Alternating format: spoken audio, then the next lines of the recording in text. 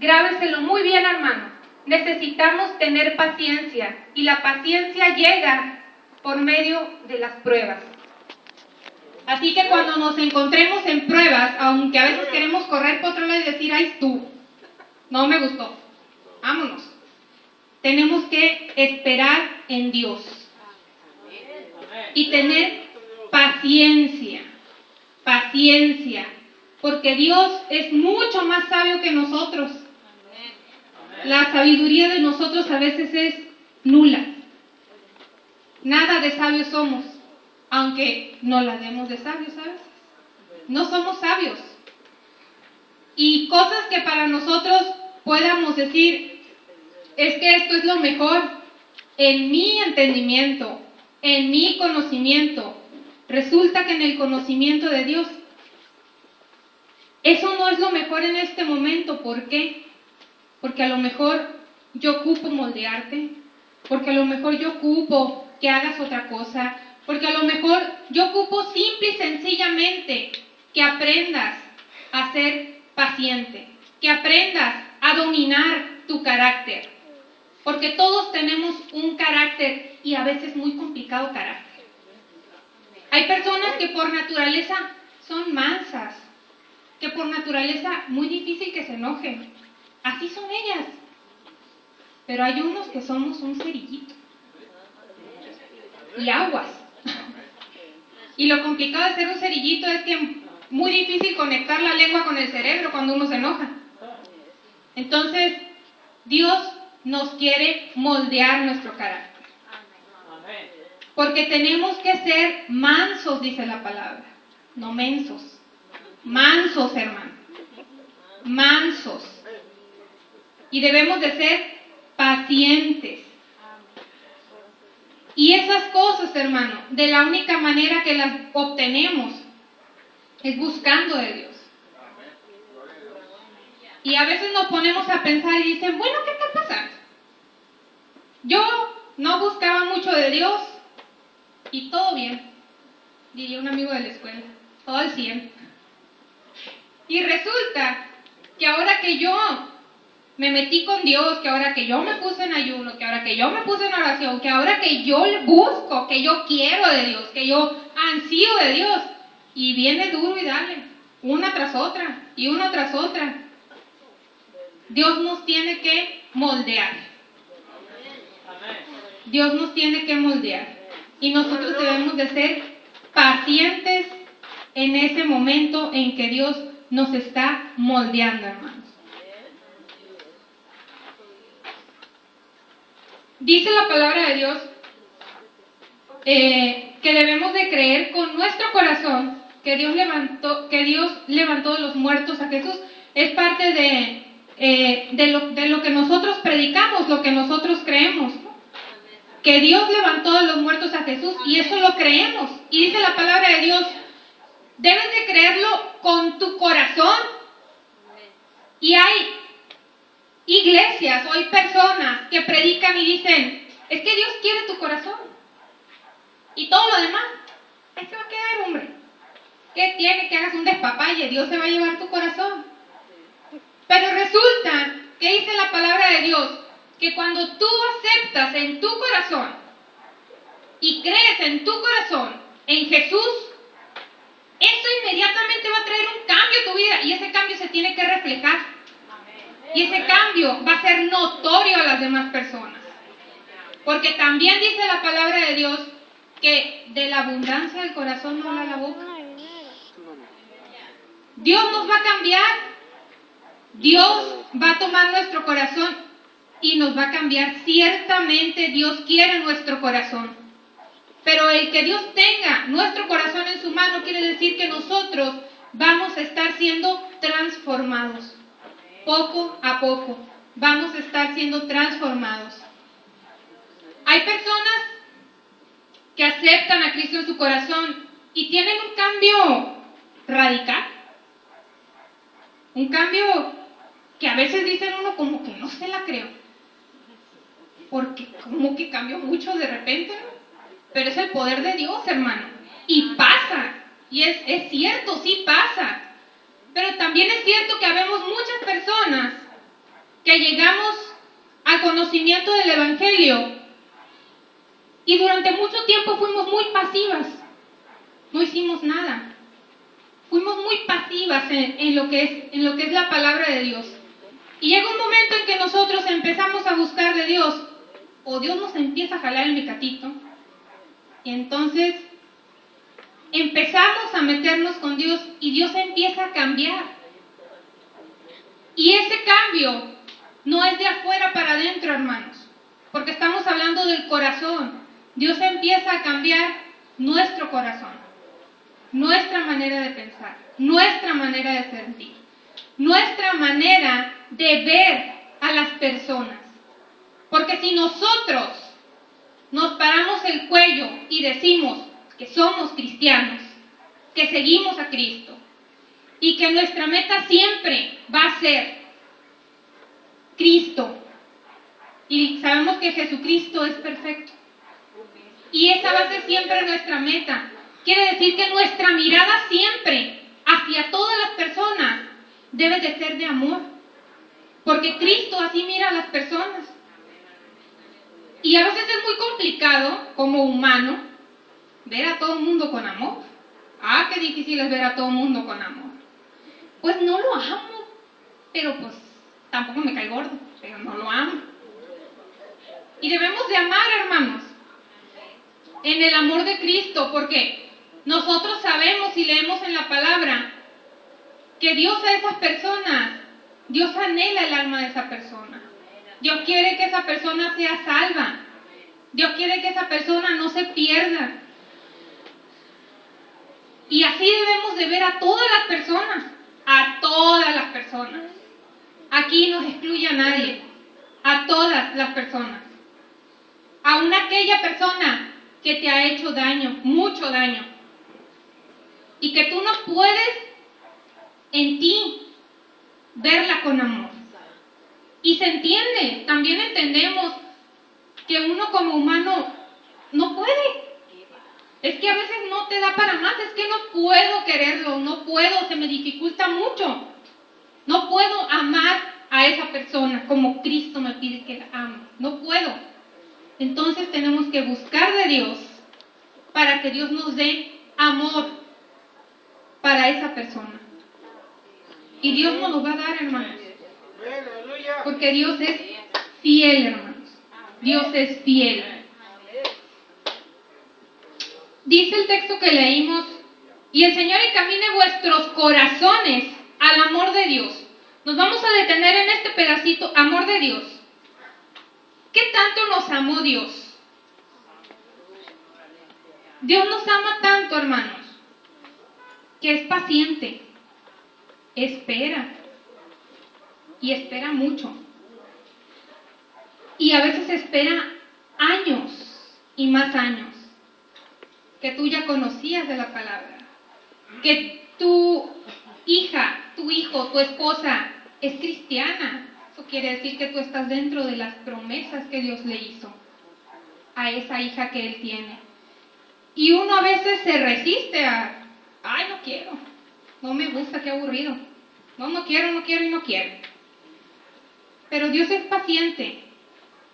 Y todo mundo y todas las cosas tienen su tiempo, hermanos. Y todas las cosas tienen su hora, hermanos. Ciertamente nosotros debemos de exhortar. Ciertamente nosotros debemos de predicar. Nosotros debemos de invitar, de instarlos a que vengan a buscar de Dios. Pero no debemos de obligarlos, hermanos. Porque de nada sirve que aquella persona que tú quieres que se convierta venga obligada o venga para quedar bien contigo. No sirve de nada. Porque Dios conoce el corazón de esa persona. Y eso no le va a traer nada bueno porque no fue sincera. Sí debemos de instar, debemos de orar, debemos de exhortar, ciertamente, hermanos. Pero nunca llegar a un punto en que se le obligue a esa persona de alguna manera, porque no va a ser sincera. Y nosotros sabemos que para que haya perdón, el arrepentimiento debe de ser sincero. Y Dios conoce nuestros corazones. Dios es bueno, hermanos, porque aparte de su paciencia, Dios siempre quiere lo mejor para nosotros. Aunque a veces nosotros a las cosas que están pasando no le veamos el lado bueno. No le encontremos lo bueno a lo que está pasando. Siempre Dios va a querer lo bueno y lo mejor para nosotros. Dios es incondicional, porque a pesar de que nosotros como humanos a veces no estamos ahí para ciertas personas, porque no pudimos, porque no tuvimos tiempo, porque no quisimos, porque anímicamente no estoy disponible para esta persona. Dios siempre tiene el ánimo para estar ahí para ti, siempre, a cualquier hora y en cualquier lugar. Y el amor de Dios no tiene fin, hermanos. El amor de Dios es. Pero sobre todas estas cosas, que es paciente, que es bueno, que es incondicional, que su amor no tiene fin y que sabemos que es misericordioso, ante todo eso y por encima de todo esto, Dios es justo. Y siempre va a estar la puerta abierta ahí para nosotros y para cualquier persona. Pero sabemos perfectamente que esa puerta un día se va a cerrar. Porque su palabra lo dice. Y porque Él no es mentiroso. Y Él es justo. Y así como uno se esforzó por agradar a Dios, uno creyó en Dios, otros lo rechazaron, Dios en su justicia, en su momento, va a obrar, hermanos. Y mayor prueba del amor de Dios no hay que el que Dios haya mandado a su Hijo a morir por ti y por mí. No ocupas más prueba del amor que Dios te tiene, que Él te dio una tabla de salvación, que Él te puso un camino de salvación, y que si lo tomas o no lo tomas, es decisión tuya enteramente. No es responsabilidad ni de tu mamá, ni de tu papá, ni de tu hermano, ni de tu abuelita, ni de nadie. Es tu responsabilidad. Porque la salvación es personal, hermanos.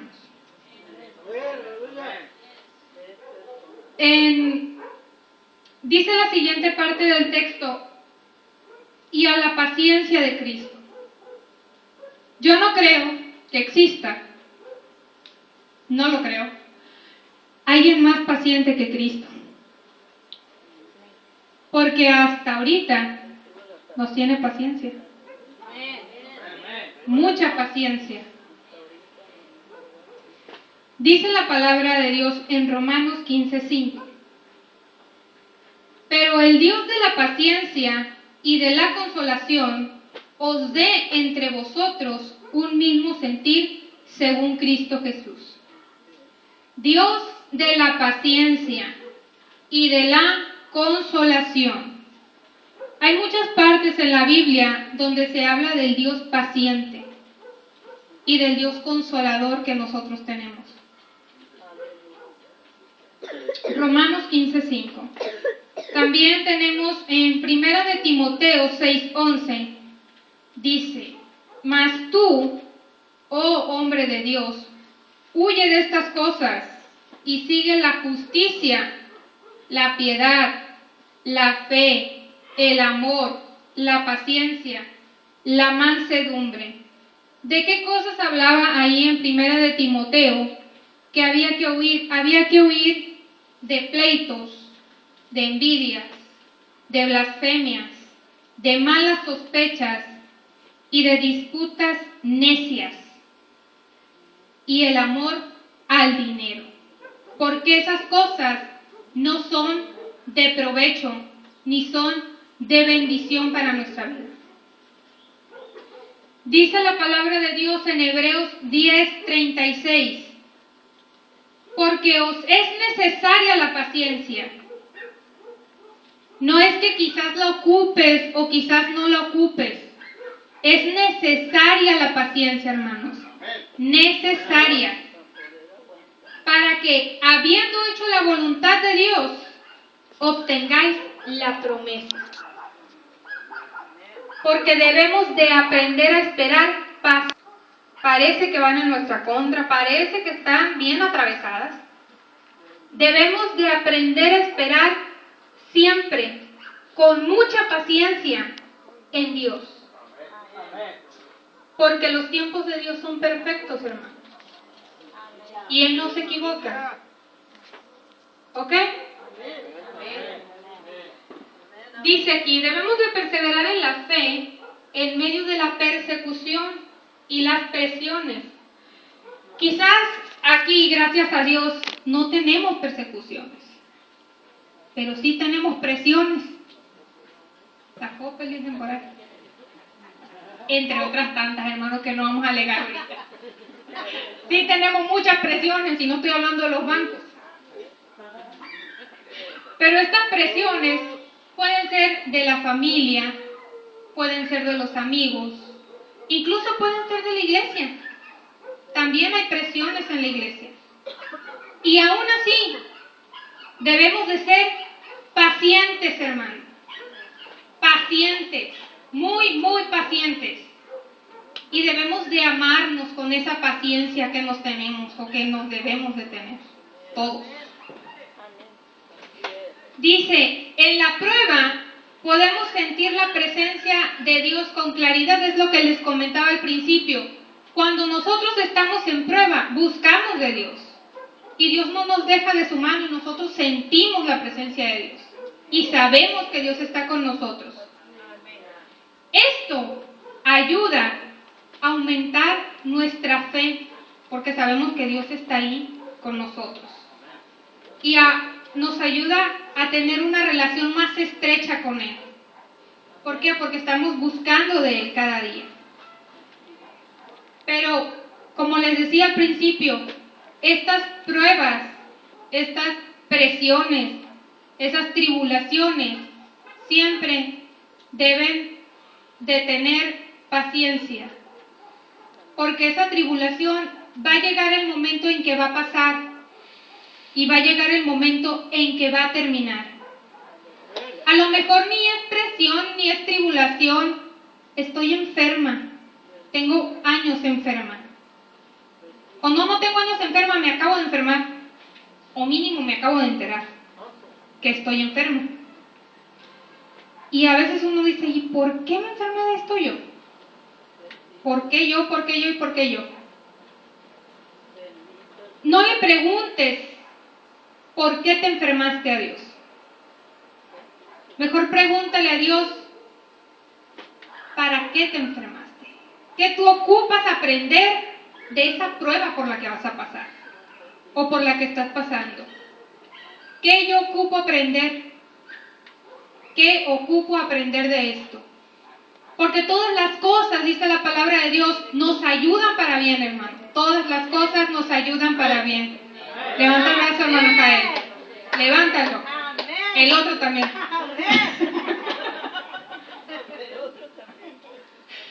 Algo tiene que aprender la hermana de eso.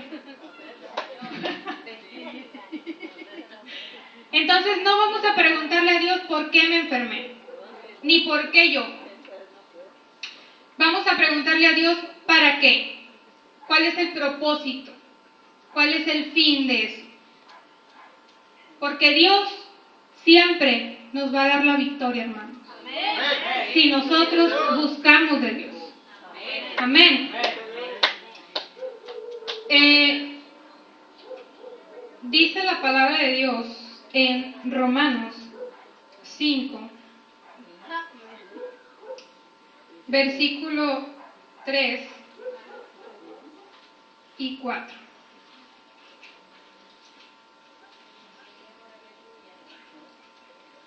Romanos 5, versículos 3 y 4.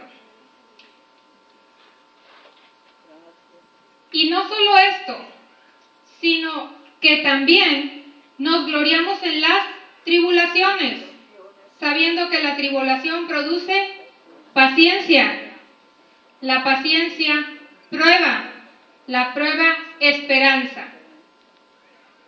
Y dice, nos vamos a brincar al 5, dice, y la esperanza no avergüenza, porque el amor de Dios ha sido derramado en nuestros corazones por el Espíritu Santo que nos fue dado. Entonces, hermanos, cuando nosotros digamos, Señor, dame paciencia, aguas, porque ahí viene la tribulación chicoteada. Y aunque no digamos, Señor, dame paciencia, el Señor te va a dar tribulaciones, porque es necesario que seas muy paciente para poder obtener las promesas de Dios. Amén. Sabemos en esto que leímos que la paciencia es parte del fruto del Espíritu que ya les comentaba. Dice en Gálatas 5:22, mas el fruto del Espíritu es amor, gozo, paz, paciencia, benignidad, bondad, fe, mansedumbre, templanza. Contra tales cosas no hay ley. Si la palabra dice, y ahí están todas juntas, y dice que es el fruto del Espíritu, pues quiere decir que las puedes tener todas juntas. No estoy diciendo que sea fácil, pero las puedes tener todas juntas, porque es parte del fruto del Espíritu y resulta que es uno. Entonces hay que buscar tener el fruto del Espíritu, porque entre otras muchas cosas vamos a tener paciencia y vamos a tener ese amor que necesitamos tener para poder seguir adelante siempre en el camino de Dios. Amén. Dice Efesios 4:2, con toda humildad y mansedumbre, soportándoos con paciencia los unos a los otros en amor. Aún, hermano, siendo cristiano, estando en la iglesia y diciendo, no, pues todo es amor en la iglesia y acá bien bonito. No, hermanos, no, porque cada uno tenemos nuestro genio y lo más difícil que hay en cualquier lugar es lidiar con los genios de la gente. Es lo más complicado que hay, lidiar con el genio mío y con el otro y con aquel es bien complicado, porque cada uno es diferente y cada uno pensamos diferente y actuamos diferente. Y aunque en muchas cosas estamos de acuerdo y concordamos, porque tenemos la misma meta que es Cristo, hay cosas en las que nomás no concordamos y no estamos de acuerdo. Y a pesar de eso, debemos de seguir adelante siempre en el camino del Señor.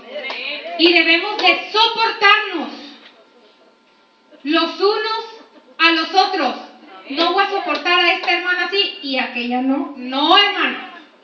A todos. Todos juntos.